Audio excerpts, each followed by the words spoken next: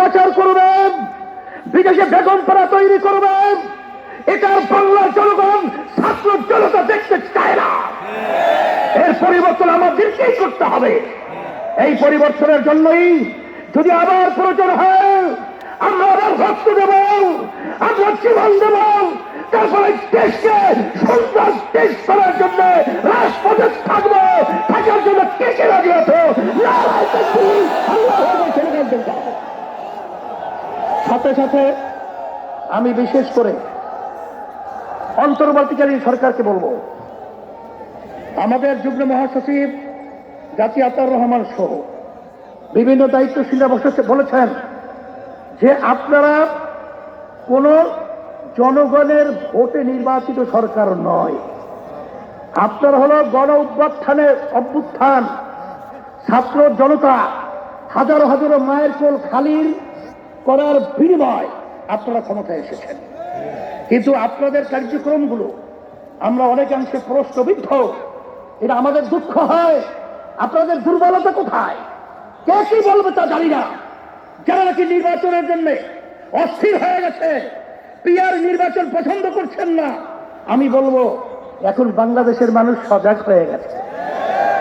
আপনারা জরিপ করে দেখেন, আপনারা তো মনে করেন আপনারা অনেক তালগাছ হয়েছেন, আসলে আপনাদের পায়ের নিচে মাটি নেই, মাটি কিন্তু সরে গেছে। এখন এই বাংলাদেশের মধ্যে আর এই চাঁদাবাজদেরকে, এই যারা নাকি জায়গা দখলকারীদেরকে, খুনিদেরকে, গুণীদেরকে বাংলাদেশের মানুষ দেখতে চায় না। পরিবর্তন করতে হবে, সুন্দর পরিবেশ তৈরির জন্য আমাদেরকে কাজ করতে হবে। এই জন্যে আমি বিশেষ করে বলবো, যারা নাকি হাজার হাজার মায়ের কোল খালি করেছে তাদেরকে আবার নির্বাচনের জন্য আহ্বান করছেন, আপনারা কি ইঙ্গিত দিচ্ছেন? এখনো মায়ের কান্না বন্ধ হয় নাই, এখনো মুখের পানি পানি সেই শব্দ আমাদের কান থেকে এখনো সরে নাই।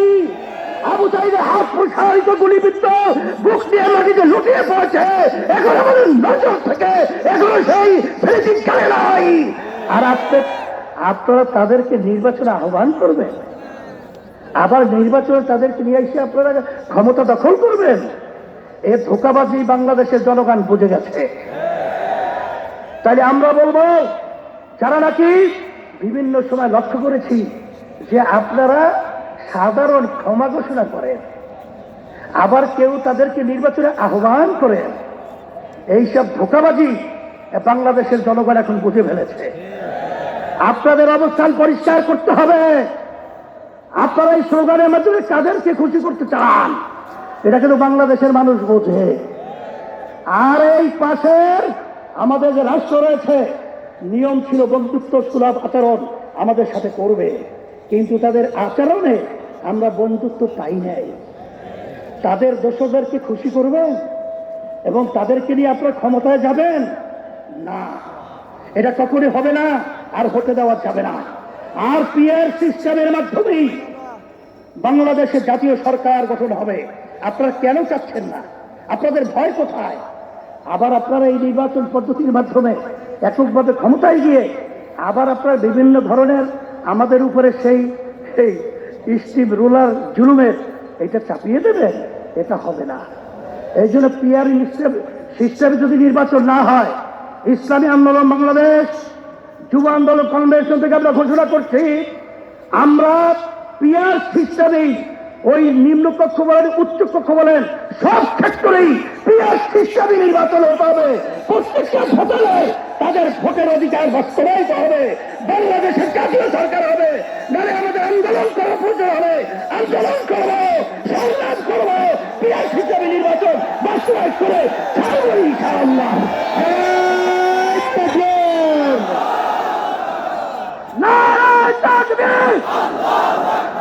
24-এর যুব আন্দোলনের কমিটি বিলুপ্ত ঘোষণা করা হলো, 25-এর যুব আন্দোলনের নতুন কমিটি ঘোষণা করা হচ্ছে।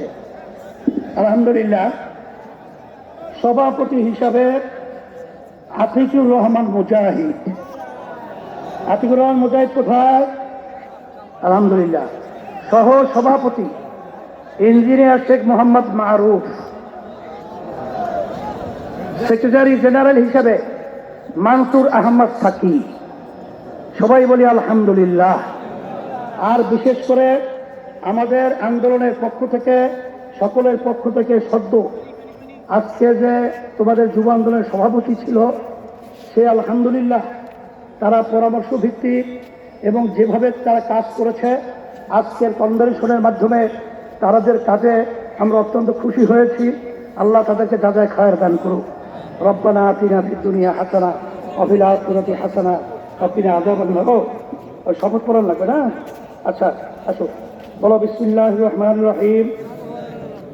আমি যার নাম বলো, ইসলামী যুব আন্দোলন বাংলাদেশ এই কেন্দ্রীয় কর্ম পরিষদের যার দায়িত্বের নাম বলো, মনোনীত হয়ে আল্লাহ তাআলাকে সাক্ষী রেখে ওয়াদা করছি যে আমি আল্লাহ তাআলার সন্তুষ্টির উদ্দেশ্যে ইসলামী যুব আন্দোলন বাংলাদেশের সম্প্রসারণ, মজবুতি অর্জন ও মূল লক্ষ্য হাসিলের সর্বাত্মক প্রচেষ্টা চালাবো। আমার উপর অর্পিত দায়িত্ব আমানত যথাযথভাবে পালন করব। আমি সংগঠনের নীতি আদর্শ ও নীতিমালা মেনে চলব এবং ঊর্ধ্বতন নেতৃত্বের প্রতি আনুগত্য প্রদর্শন করব। যুব সমাজকে দিনের পথে একাত্মবদ্ধ করতে আমি জানমালের সর্বোচ্চ কোরবানি করতে সচেষ্ট থাকব। আল্লাহ তাআলা আমাকে ওয়াদা পালন করার তৌফিক দিন, আমিন। সবাইকে ধন্যবাদ জানাই। তোমরা আজকে সারা বাংলাদেশের বিভিন্ন জায়গা থেকে রাত্রিদিন কষ্ট করে এখানে এসেছ। তোমাদের সকলকে আল্লাহ রাব্বুল আলামিন দুনিয়াতে এবং আখিরাতে শান্তির ব্যবস্থা করুক। আল্লাহুম্মা আমিন। রব্বানা আতিনা ফিদ দুনিয়া হাসানা ওয়া ফিল আখিরাতি হাসানা ওয়া কিনা আযাবান নার বিরহমাতিকা ইয়া আরহামার রাহিমিন। এখানে পাশেই অনেক নামাজ পড়ার সুন্দর পরিবেশ আছে, ওরা পরিষ্কার করে রেখেছে, তোমরা সেখানে নামাজ পড়তে পারবে। সকল ধন্যবাদ। ইসলামী যুব আন্দোলনের কনভেনশন উপলক্ষে প্রকাশিত স্মারক তারুণ্যের পথ চলায় সাহাবায়ে কেরাম রাদিয়াল্লাহু তাআলা আনহুম এর অনুপ্রেরণা। স্মারকটি পাওয়া যাচ্ছে যুব আন্দোলনের প্রকাশনা স্টলে। সকল উপস্থিতি যুবকদেরকে স্মারকটি সংগ্রহ করার অনুরোধ করব। চমৎকার লেখা সমৃদ্ধ একটি স্মারক, সাহাবায়ে কেরামের অনুপ্রেরণা। এই স্মারকটি নেওয়ার জন্য অনুরোধ করব। ইসলামী ছাত্র আন্দোলন বাংলাদেশ কর্তৃক প্রকাশিত পেরিয়ে রক্ত ভেজা পথ, জুলাই অভ্যুত্থানের সংগ্রাম ও স্মৃতিকথা, মোহতারা আমির এবং আমাদের আন্দোলনের যে অভ্যুত্থানের স্মারক, এই স্মারকটি সংগ্রহ করার জন্য ছাত্র আন্দোলনের প্রকাশনা স্থলে যোগাযোগ করবেন।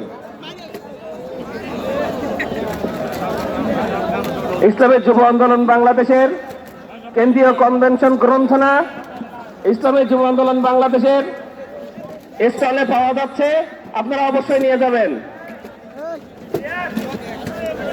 ইসলামী যুব